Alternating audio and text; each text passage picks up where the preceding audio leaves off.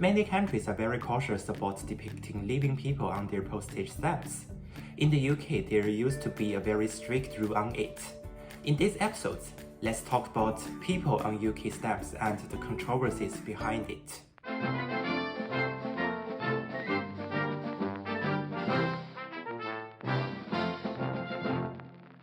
It is risky to depict a living person on a postage stamp.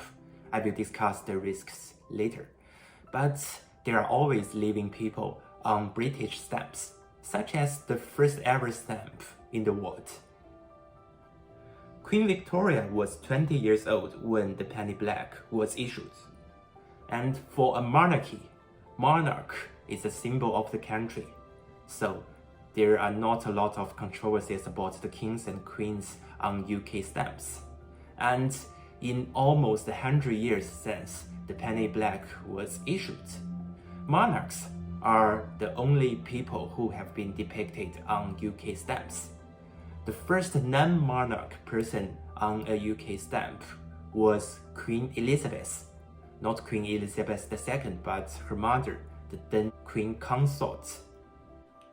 This is a stamp which commemorates the coronation of King George VI, and you can see both the king and the queen.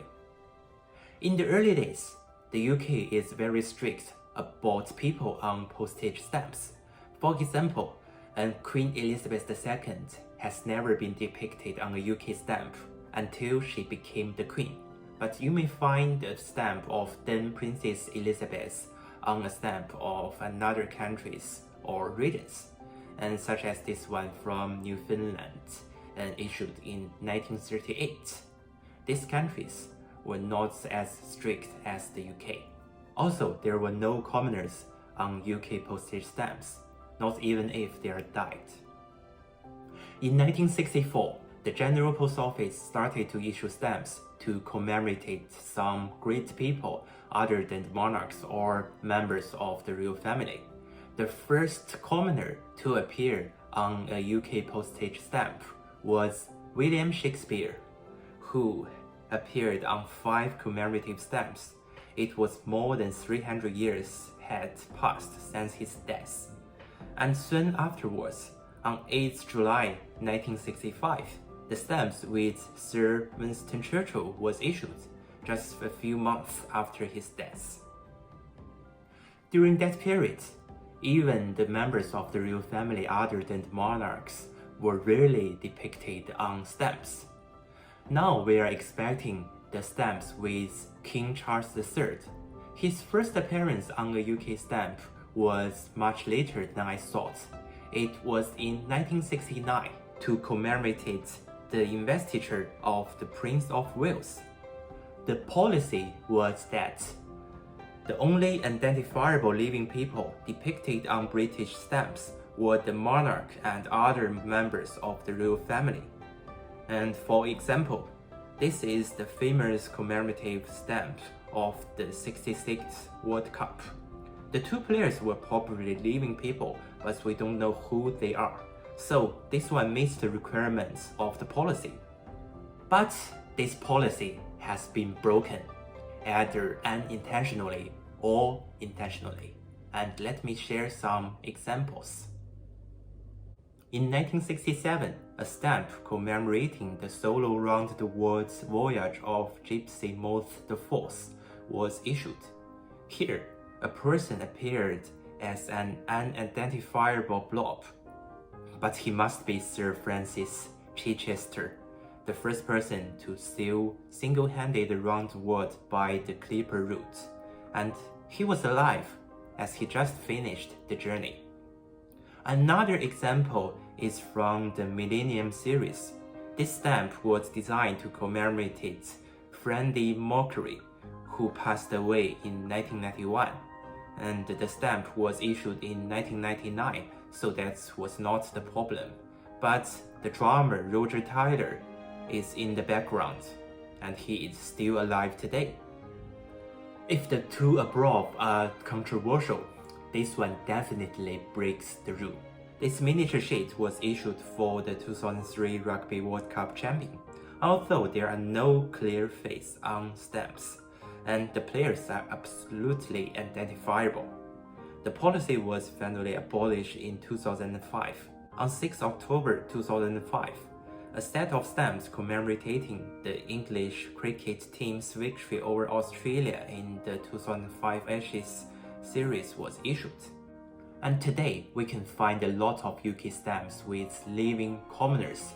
A good example was in 2012. Royal Mail issued stamps for all the Olympic and Paralympic gold medalists. The most recent example is the Iron Maiden stamps issued earlier this month. Why it is risky to depict living people on stamps? I think it is not hard to answer, and because there are a lot of uncertainties on a living person. A great person today may do something bad tomorrow, and the risks are not only on commoners. When you see these stamps, do you feel a little awkward? But why these restrictions are being gradually reduced? I think the reason is something sad, but we have to accept it. The utility of stamps has been reduced. People can live without stamps at all, and when people pay less attention on postage stamps, the restrictions on design can be relaxed. And conversely, and the UK is still cautious about people on banknotes and coins.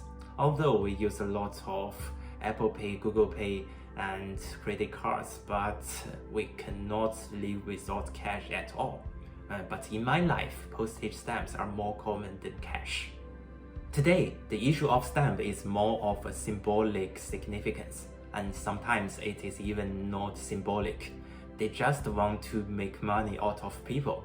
The people are not necessarily stamp collectors. Sports fans, music lovers, and movie lovers are likely to get some stamps with related themes.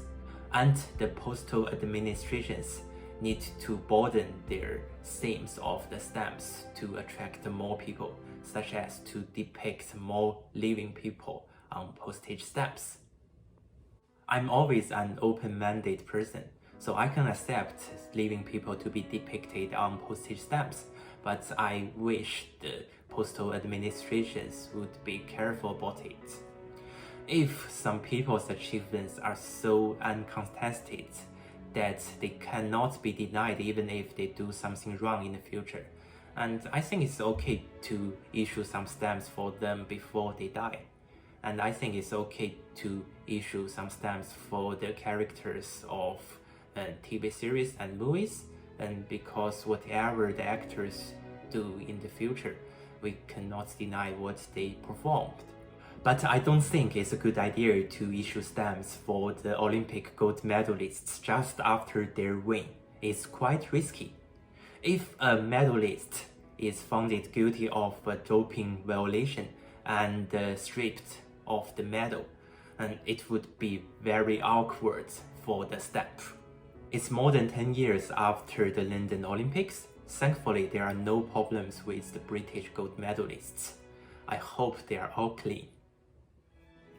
Tell me what do you think in the comment section, and also let me know the regulations about people on stamps of either the country you live or the countries you collect.